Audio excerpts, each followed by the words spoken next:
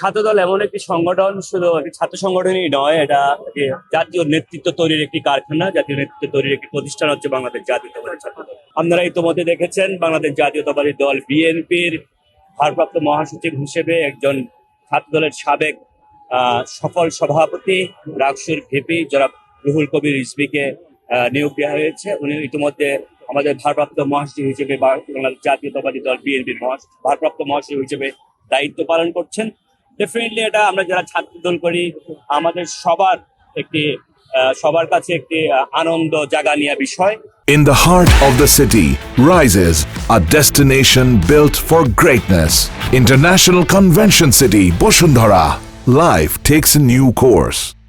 আমরা ছাত্রদলের সবাই এই বিষয়টি নিয়ে খুবই গর্বিত, এবং আপনি যেটা বলেছেন ধীরে ধীরে আস্তে আস্তে সবকিছু ছাত্রদল বিএনপি নির্বাহী কমিটিতে ছাত্রদল আসবে কিনা, সাবেক ছাত্রদলের নেতৃবৃন্দ।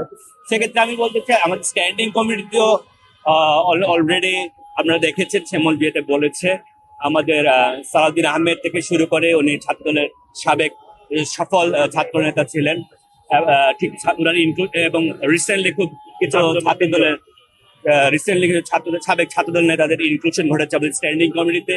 আমরা আশা করি আপনার প্রশ্ন অনুযায়ী যে এর পরবর্তীতেও নির্বাহী কমিটিতে আমাদের ছাত্রদলের সাবেক অনেক নেতৃবৃন্দ রয়েছেন।